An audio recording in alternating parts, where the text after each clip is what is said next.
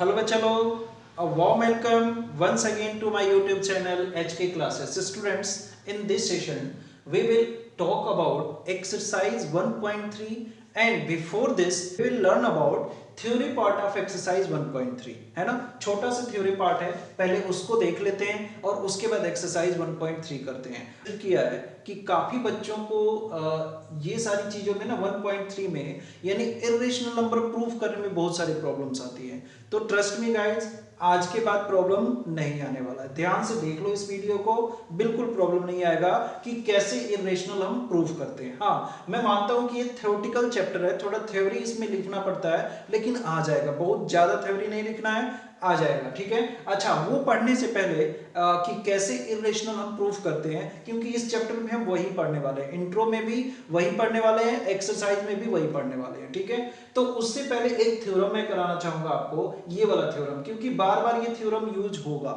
है ना। मैं कहूंगा कि हाँ हमने ये पढ़ लिया था उस थ्योरम में, तो ये वहां पे बार बार बताने से अच्छा है पहले एक बार इस थ्योरम को सीख लेते हैं और उसके बाद प्रूफ करते हैं कि इरेशनल नंबर तो हम ऑलरेडी जानते हैं, लेकिन कैसे इरेशनल नंबर को प्रूफ कर सकते हैं कि yes it is irrational number. Okay, तो पहले बिफोर दिस पहले ये थ्योरम देख लो आप। डन। क्या थ्योरम कहता है? Let p be a prime numbers. Okay, अगर p एक प्राइम नंबर है तो क्या, अगर p डिवाइड्स a स्क्वायर, अगर p a स्क्वायर को डिवाइड करता है, then p divides a square, then p divides a also, है ना, where a is any positive integer। Done. अच्छा, तो मैंने थोड़ा थ्योरी पार्ट लिखना था तो इसलिए मैंने सॉल्व करके रखा है, डोंट वरी, मैं समझा रहा हूं। देखो प्रूफ में क्या कहता है कि p एक प्राइम नंबर है तो मैंने मान लिया let the prime factorization of a be as follows. अच्छा, तो p किसको डिवाइड करता है? a स्क्वायर को डिवाइड करता है। तो मैंने मान लिया कि भाई जो a कोई ना कोई एक इंटीजर है। अच्छा, जैसे मान लो 3 ले लिया, जैसे मान लो 7 ले लिया, जैसे 16 ले लिया, तो 16, 3, 5 इसका एक प्राइम फैक्टराइजेशन होगा कि नहीं? जैसे 5 ले लिया तो 5 into 1। वैसे ही मैंने मान लिया कि जो प्राइम फैक्टराइजेशन a जो इंटीजर है उसका जो प्राइम फैक्टराइजेशन है वो कैसा है? p1, p2, p3 dot dot dot pn, where are primes not necessarily distinct. अच्छा, जैसे तो 16 का क्या होगा? 2 into 2 into 2 into 2 होगा, तो क्या ये डिस्टिंक्ट है? नहीं है। जैसे मैंने ले लिया सपोज 18 ले लिया, तो 18 का क्या हो जाएगा? 3 into 2 into 3 into 3, है ना, हो जाएगा 2 3 जा 6 3 जा 18। तो इसमें 3 3 तो सेम आ गए, 2 अलग आ गया। तो वही कह रहा है कि कोई जरूरी नहीं है कि जो नंबर p1 p2 p3 हो वो डिस्टिंक्ट हो, मतलब अलग अलग हो। ऐसा भी हो सकता है कि सेम भी हो सकते हैं और अलग अलग भी हो सकते हैं। डन। अच्छा, तो देयरफॉर जो a स्क्वायर का फैक्टर होगा वो कैसा होगा? p1 p2 p3 dot pn, और उसी का multiple p1 p2 p3 pn होगा कि नहीं? अच्छा, स्क्वायर में लिख सकता हूं p1 p2 p3 dot dot dot pn square, है ना, p1 square p2 square p3 square dot dot dot pn square. Done. इतनी बात क्लियर है? ओके, है ना। अच्छा, अब कहता है now given that p divides a square. अच्छा, यहां पे ये तो दिया गया था ना कि p divides a square. Okay, therefore from ये मैंने शॉर्ट में लिख दिया है, fundamental theorem of arithmetic, it follows that p is one of the prime factor of a square। अगर p divides a square, already ये कह रहा है कि p a को डिवाइड करता है, तो जो a स्क्वायर का प्राइम फैक्टर्स है उसमें p अवेलेबल रहा होगा ना? बिल्कुल रहा होगा, तभी तो ये डिवाइड कर रहा है। तो वही बात कह रहा है कि therefore from the fundamental theorem of arithmetic we follows that p is one of the prime factor of a square। मतलब a स्क्वायर के प्राइम फैक्टर्स में p जरूर रहा होगा, तभी a स्क्वायर को डिवाइड कर रहा है। डन। अच्छा, ये बात समझ आ गई। बट फ्रॉम द अबव, लेकिन ऊपर के थ्रू हमें क्या दिख रहा है? ऊपर के थ्रू तो हमें ये दिख रहा है कि a स्क्वायर के प्राइम फैक्टर्स कैसे हैं? p1 p2 p3 pn, p1 p2 p3 pn, p1 square p2 square p3 square pn square. हमें तो कहीं p दिखाई नहीं, है ना। क्या वही कह रहा है, but from above only prime factors of a square are p1 p2 p3 dot dot dot pn। अच्छा, लेकिन ये कह रहा है कि डिवाइड करता है, तो सो फिर क्या होगा? p is one of p1 p2 p3, यानी p1 p2 जो इतने सारे फैक्टर्स हैं उसमें कहीं ना कहीं p तो छुपा हुआ है। है ना। अच्छा, तभी ये कहा जा रहा है कि p a स्क्वायर को डिवाइड करता है। अगर कहीं ना कहीं छुपा हुआ है तो फिर a के इक्वल क्या हो गया, p1 p2 p3 dot dot dot pn, और उसी में p कहीं ना कहीं छुपा हुआ है तो देयरफॉर p a को भी डिवाइड करेगा ही करेगा, बिल्कुल करेगा। और ये बात हो गई प्रूफ, है ना। तो अगर कहीं पे मैं ये कहता हूं, अगर मेरा जैसे मैं इरेशनल नंबर कोई प्रूफ कर रहा हूं और अगर मुझे ये आ जाता है कि p a स्क्वायर को डिवाइड करता है तो मैं वहीं पे कह दूंगा कि फिर p a को भी डिवाइड करेगा। कैसे? From theorem. डन। तो ये बात अंडरस्टूड होनी चाहिए आपको कि हम ये ऑलरेडी थ्योरम में कर चुके हैं। डन। अच्छा, चलो यहीं पे लगे हाथ हम एक एग्जांपल कर लेते हैं। अच्छा, ये यूज कहां होगा सर? हाँ, यूज होगा, अभी बता रहा हूं, है ना। तो देख लेते हैं हम, है ना, क्या कि अगर हमारे पास, जैसा हमने पिछले क्लास में 9th क्लास में क्या पढ़ा था कि जो a बाई बी के फॉर्म में रिप्रेजेंट नहीं किया जा सकता है वो सारे नंबर कैसे होते हैं? इरेशनल नंबर होते हैं। क्या हमने प्रूफ पढ़ा था? नहीं पढ़ा था। तो यहाँ पे क्या सीखेंगे हम कि भाई प्रूफ करके दिखाओ कि √3 इरेशनल नंबर है। तो देखो बच्चा लोग, बहुत ही सिंपल है। क्या करना है ध्यान से देख लो, ठीक है। इसमें कंफ्यूज नहीं होना है कि सर क्या लिखना है या एटसेट्रा एटसेट्रा, या ये नहीं लिख के आ जाना है कि we know that √3 can be represent in the form of p by q form, so we prove that √3 is irrational. तो बिल्कुल 0 नंबर मिल जाएगा, है ना। ठीक है, तो ऐसा काम नहीं करना है। कैसे करना है, कैसे सिस्टमेटिक ढंग से लिखना है मैं बता रहा हूं, है ना। अच्छा, ओके। तो क्या कहता है? Prove that √3 is irrational. तो आप क्या एक कंट्राडिक्शन फैक्ट मान लो कि let √3 is rational. Okay, √3 is a rational number, है ना। मैंने उल्टा मान लिया, वो जो कह रहे थे उसके अकॉर्डिंग मैंने उल्टा मान लिया कि मान लिया मैंने कि √3, आप कह रहे हो कि प्रूफ करो √3 इरेशनल है। मैंने कहा चलो ठीक है, मैं मान लेता हूं कि √3 कैसा है? रेशनल नंबर है। अच्छा, रेशनल नंबर की डेफिनेशन आपको आनी चाहिए। रेशनल नंबर की डेफिनेशन क्या होती है कि अगर √3 एक रेशनल नंबर है तो √3 को मैं कैसे a बाई बी फॉर्म में रिप्रेजेंट कर सकता हूं, वेयर जो b होगा वो क्या होगा? डज नॉट इक्वल टू 0 होगा, एंड a एंड b जो होंगे वो कैसे होंगे? को प्राइम होंगे, है ना, को प्राइम। ये बात आप लिख दोगे, जो चीज मैं लिख रहा हूं आपको लिखना है, ठीक है। Let √3 is rational number, so therefore मैं √3 को कैसे लिख सकता हूं? √3 equals to a by b. अच्छा, जहां पे b does not equals to 0 होगा, a एंड b कैसे होंगे? को प्राइम नंबर्स होंगे। डन। ओके। अच्छा, को प्राइम नंबर्स मींस क्या? इन दोनों में कोई भी कॉमन फैक्टर नहीं आना चाहिए। ओके। अच्छा, तो अगर मैं ये लिख सकता हूं तो मैं ऐसा भी लिख सकता हूं, क्या? b√3 इक्वल टू क्या लिख सकता हूं? a, है ना। अच्छा, अब यहां पे मैंने कर दिया स्क्वायरिंग बोथ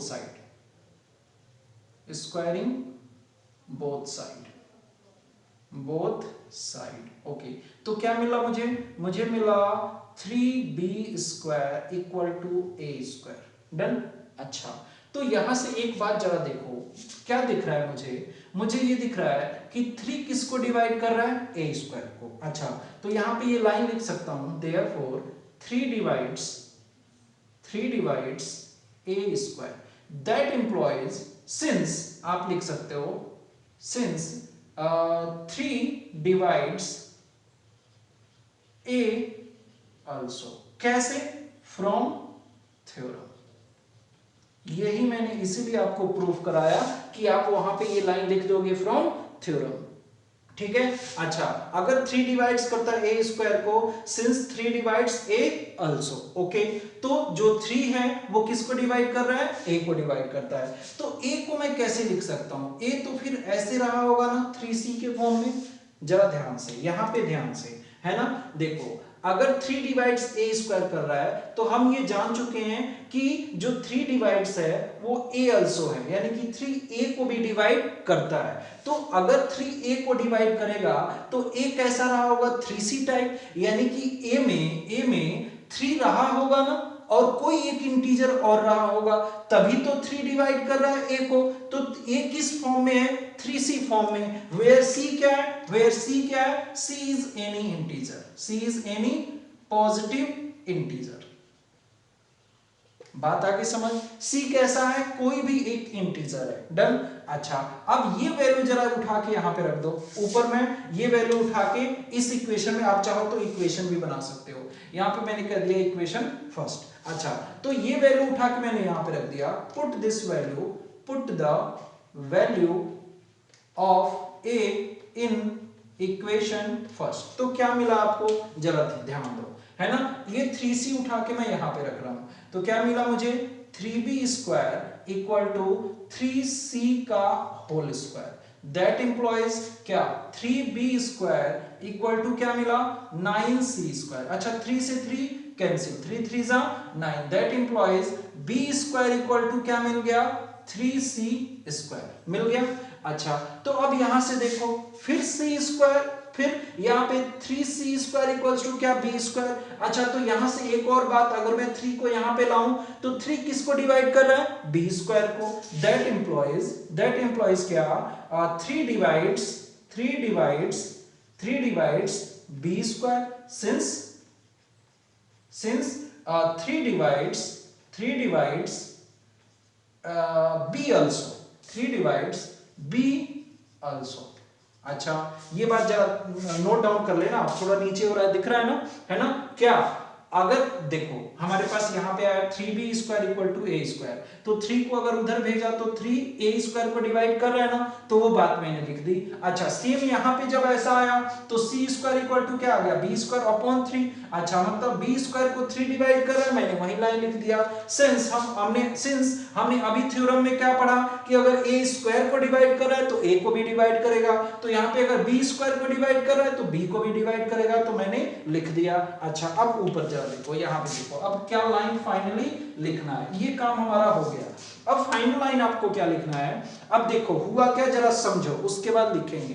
देखो अगर 3 डिवाइड कर रहा है b को भी, 3 डिवाइड कर रहा है a को भी, दैट मींस a और b दोनों में एज अ कॉमन फैक्टर क्या आ गया 3, लेकिन हमने क्या माना था a और b कोप्राइम। अच्छा कोप्राइम क्या होता है कि उनके बीच में कोई भी कॉमन फैक्टर ना हो अदर देन 1। अच्छा लेकिन यहाँ पे दोनों में कॉमन फैक्टर क्या आ गया 3, क्योंकि 3 a को भी डिवाइड कर रहा है, 3 b को भी डिवाइड कर रहा है, तो 3 ऊपर भी है 3 नीचे भी है, तो दैट मींस दोनों में से मैं कॉमन ले सकता हूं ना। और माना क्या था हमने कि a और b तो को प्राइम था। अच्छा तो ये तो कंट्राडिक्शन हो गया, ये तो बात गलत हो गई जो हमने माना था, तो बात गलत हो गई, तो फिर ये भी बात गलत है कि आपने रेशनल माना है। अच्छा ये बात गलत है तो कैसा है, रेशनल नहीं है तो कैसा है, इरेशनल है। बात आगे समझ, लिखेंगे कैसे सर, है ना, तो आप क्या लिखोगे, जो चीज यहां पे दिख रहा है वही लिखोगे।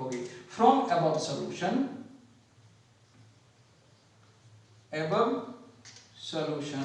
we see that a and b have common factor 3, a and b have common factor 3, okay।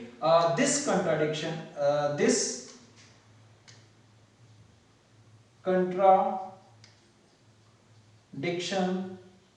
arisen because incorrect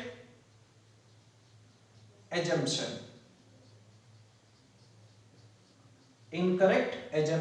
so we conclude that root 3 is irrational। बात आगे समझ, ठीक है, यानी कि मैंने क्या बोला, from above solution we see that a and b are common factors, have common factor 3। अच्छा दिस कंट्राडिक्शन, यहां पे थोड़ा सुधार लो, ये देखो, this contradiction has arisen arisen because because spelling देख लेना भाई, है ना। This contradiction has arisen because incorrect assumption, जो हमने एजम्पशन किया है कि ए एंड बी को प्राइम है और ये कैसे हैं, रेशनल है, वो क्या है, इनकरेक्ट एजम्पशन है, हमने गलत एजम्पशन किया हुआ है। Therefore we conclude that root 3 is irrational, जो हमने रेशनल एजम्पशन किया था वो बात गलत है, ये कैसा है, रूट 3 इरेशनल है। और सभी में सेम यही थ्योरी लिखनी है और ऐसा ही प्रोसेस करना है, ठीक है, जिसमें इस टाइप का होगा root 3, root 5, root 7, root 9, root 9 तो नहीं होता, ठीक है, रूट 9 नहीं होता irrational number, root 9 equal to 3 होता है, तो वो क्या होगा, रेशनल होगा, है ना। रूट 11, रूट 13, ये सभी में सेम प्रोसेस करना है, बस यहाँ पे वैल्यू चेंज हो जाएगा, ठीक है, और लिखना यही चीज है। बात आ गई समझ। अच्छा, एक टाइप का और आता है कि जैसे 2 प्लस रूट 2, ये भी एक इरेशनल नंबर है, इसको प्रूव करके दिखा दो कि ये इरेशनल नंबर कैसे है। चलो उसको भी देख लेते हैं और उसके बाद अपना एक्सरसाइज 1.3 करेंगे। ओके चलो नेक्स्ट देखो ये वाला एग्जांपल क्या कहता है, so that 5 minus root 3 is irrational. Okay, same process है ना। आपने क्या करना है, जब आपने प्रूफ करने जाना है या सॉल्यूशन करने जाना है, अच्छा प्रूफ कर रहे हैं तो प्रूफ लिखेंगे, सॉल्यूशन नहीं लिखेंगे, है ना। क्या तो प्रूफ करने जाना है हमें, तो क्या कहेंगे कि मान लेते हैं, लेट कर लेता हूं भाई, let root 5 minus root 3 is rational, है ना। अच्छा, रेशनल है तो क्या होगा, 5 minus root 3 can be represented in the form of a by b, where b does not equals to 0, b does not equal to 0 and a b are co-prime। ये आप लिख देना, ये दिखा देना आपको, co-prime। अच्छा, जब हम एक्सरसाइज करेंगे ना, तो ये इसीलिए मैं स्टेप बाय स्टेप बता रहा हूं आपको कि यहाँ पे थ्योरी पार्ट ध्यान से देख लो, मैं वहां पे आपको समझा दूंगा, थ्योरी पार्ट आपको खुद लिखना है ना। अच्छा चलो आ जाओ, तो 5 माइनस रूट 3 क्या हो गया, ऐसे हम लिख सकते हैं। अच्छा, जहां पे b does not equals to 0 और a और b कैसे हैं, को प्राइम से। ओके, तो क्या मैं इस बात को ऐसे भी लिख सकता हूं, कैसे लिख सकता हूं, मैं इसको a एंड b को इधर लाता हूं, रूट 3 को उधर लेके जाता हूं, तो क्या 5 and minus a by b equal to कितना हो जाएगा, रूट 3। या इस बात को ऐसे भी लिख सकते हैं, root 3 equals to 5 minus a by b। Okay, अच्छा चलो ये बात ऐसे हो गया। अब जरा देखो, ये पूरा का पूरा डाटा, क्योंकि a बाई बी कैसा है, रेशनल, 5 कैसा है, रेशनल, तो यहां से क्या मिला, देयरफॉर ये देखने से क्या मिला, रूट 3 इज रेशनल। अच्छा ये देखो RATIONAL रेशनल, है ना, रूट 3 इज रेशनल, बट यहां से क्या कंट्राडिक्शन रीजन हो गया फिर से, बट यहां से क्या हुआ, but contradiction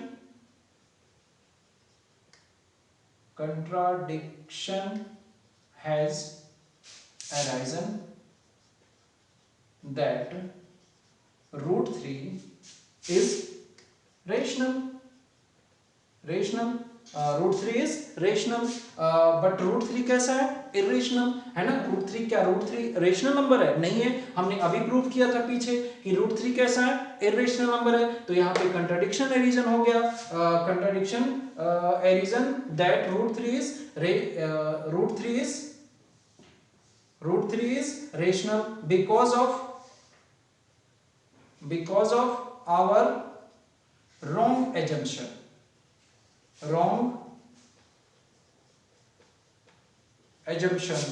so we conclude that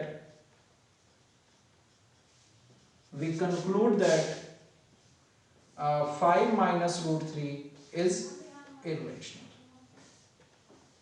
बात आगे समझ, क्लियर है बात, ठीक है। क्या देखो, क्या किसी, अच्छा इस बात को ऐसे भी समझ लो, क्या किसी रेशनल के बराबर इरेशनल हो सकता है क्या, नहीं होगा। अच्छा, तो रेशनल के बराबर क्या होगा, रेशनल, लेकिन यहाँ पे तो वही बात मैंने लिखा कि यहाँ से देखने के बाद आपको क्या पता चल रहा है कि रूट 3 कैसा है, रेशनल। अच्छा, लेकिन ऐसी बात तो हो ही नहीं सकती, क्योंकि इधर क्या है,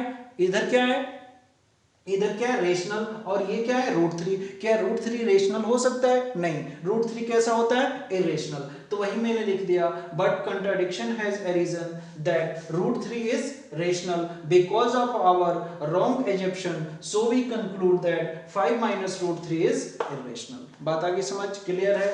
इरेशनल, इरेशनल। ठीक है, स्पेलिंग देख लेना भाई, स्पेलिंग दिल पे नहीं लेना, अगर गलत हो जाए तो वो संभाल लेना। ओके, बात आगे समझ, प्रोसेस समझ में आया। थ्योरी पार्ट आप थोड़ा सा आप अपने बुक से भी देख सकते हो कि बुक में कैसे थ्योरी पार्ट लिखा है, या आप अपने अकॉर्डिंग उसको समझ के और बेटर तरीके से लिख सकते हो। डन। तो चलते हैं अब एक्सरसाइज 1.3 में। अब अगर ये सारी चीजें समझ में आ गई तो एक्सरसाइज 1.3 आप खुद ही कर सकते हो। फिर भी मैं बता देता हूं कि क्या क्या सारी चीजें कैसे लिखोगे, मैं हिंट दे देता हूं, आप कर लेना। चलिए एक्सरसाइज 1.3 में। ओके भाई, चलो ये देखो 1.3 का फर्स्ट क्वेश्चन क्या कहता है? Prove that √5 is rational. अच्छा, जब आप प्रूव करने जाओगे तो कैसे करोगे, पता है ना आपको? ठीक है, क्या करोगे? √5 को मान लोगे आपकी कि √5 इज ए रेशनल। डन। अच्छा, जब रेशनल मान लोगे, RATIONAL रेशनल, अच्छा तो √5 को आप कैसे लिख सकते हो? a/b के फॉर्म में। अच्छा, क्रॉस मल्टीप्लाई तो करो तो क्या हो जाएगा? b√5 इक्वल टू क्या? a। अच्छा, बोथ साइड स्क्वायर कर दोगे तो क्या हो जाएगा? 5b² equal to a²। अच्छा, तो यहां से क्या कंक्लूड हुआ कि b डिवाइड्स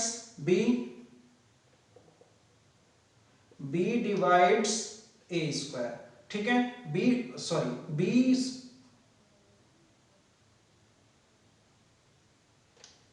सॉरी बेटा, है ना? अच्छा, तो यहां से क्या कंक्लूड हुआ? 5 डिवाइड्स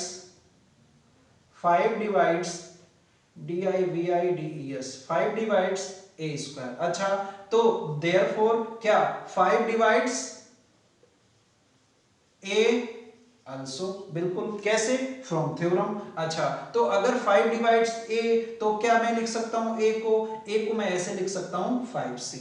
अच्छा, अगर अब ये वाली वैल्यू उठा के आप यहां पे रख दो, जब यहां पे रखोगे तो 5b² इक्वल टू क्या मिलेगा? 25c²। अच्छा, 5 से इसको कैंसिल करोगे 5 टाइम्स, तो b² इक्वल टू क्या मिलेगा? 5c²। अच्छा, तो यहां से क्या दिख रहा है कि 5 डिवाइड्स b², देयरफॉर क्या मिल जाएगा यहां पे? 5 डिवाइड्स b आल्सो। अच्छा, तो यहां से दोनों एबव सॉल्यूशन देखने पे हमें क्या मिला कि 5 is common factor of a and b both, है ना? अच्छा, बोथ का a और b दोनों का जो कॉमन फैक्टर है वो क्या आ गया? 5। लेकिन हमने अबव क्या माना था कि a/b कैसे हैं? को प्राइम्स है। हमने ऊपर क्या माना था? b does not equals to 0, a and b are coprimes. हाँ, ये बात आप लिख दोगे ऊपर, मैंने पिछले बार सारा लिखवा के बता चुका था। तो यहाँ पे फिर वही लाइन कि here contradiction has arisen because of our wrong assumption, therefore क्या √5 is irrational। बात आगे समझ हो जाएगा। चलिए नेक्स्ट सेकंड क्वेश्चन पे को देखते हैं। अच्छा, सेकेंड पार्ट में देखो, कह रहा है कि 3 प्लस, है ना, क्या है? 3 + 2√5, 3 + 2√5 को प्रूफ करना है। क्या है? ये इरेशनल है ना? तो क्या मानोगे? 3 + √5 को क्या मान लोगे आप? रेशनल। तो कैसे रिप्रेजेंट कर दोगे? a/b के फॉर्म में। अच्छा, 3 को इधर ही रहने दो, इसको उधर ले जाओ, तो a/b, एक काम करो, नहीं, हमने क्या करना है? इरेशनल को एक तरफ रखना है, रेशनल को दूसरी तरफ लेके जाना है। तो 2√5 इक्वल टू ये क्या हो गया? a/b, और 3 को इधर कर दिया। डन। अच्छा, अब क्या? 2√5 इक्वल टू क्या हो गया? a - 3b अपॉन में b। अच्छा, 2 को भी उधर भेज दो, तो √5 इक्वल टू कितना हो गया? a - 3b अपॉन में 2b। अच्छा, अब देखो जरा, तो यहां से क्या दिख रहा है मुझे कि √5 इज रेशनल, √5 इज रेशनल। क्यों? क्योंकि इधर क्या है? रेशनल, इधर क्या है? रेशनल। तो ऑब्वियस सी बात है कि √5 भी कैसा रहा होगा? रेशनल। फिर वही लाइन यहां पे, here again contradiction is arisen because of our wrong assumption, therefore 3 + 2√5 is irrational number। बात आगे समझ। थर्ड में क्या दिया हुआ है 1/√2, 7√5, 6+√2, ये आपके जी में थर्ड क्वेश्चन, ठीक है। इजी था, मेन था इसका थ्योरी पार्ट समझना, ठीक है। अगर फिर भी नहीं आता आप कमेंट सेक्शन में कमेंट कर सकते हो, I will explain it, okay. मैंने वैसे काफी एक्सप्लेन कर दिया है, तो आई होप आ जाना चाहिए। बाकी आप और भी बुक से और सारी प्रैक्टिस, जितना प्रैक्टिस करोगे इस टाइप के क्वेश्चंस को, आपको जो लिखने का तरीका है उतना ही बेटर होता जाएगा। डन, आगे बात समझ। तो चलिए नेक्स्ट सेशन में हम करेंगे क्या, rational number and their decimal expansion, है ना। जो रेशनल नंबर है उनके डेसिमल एक्सपेंशन के बारे में सीखेंगे कि डेसिमल एक्सपेंशन को देखते ही हम बता दें कि वो रेशनल नंबर कैसा है, ठीक है। उसका जो डेसिमल एक्सपेंशन है वो कैसा आने वाला है, टर्मिनेटिंग आने वाला है, नॉन टर्मिनेटिंग आने वाला है, या कैसा आने वाला है, इस बारे में हम पढ़ेंगे नेक्स्ट सेशन में। अभी के लिए thank you so much and please like share and subscribe. Thank you so much.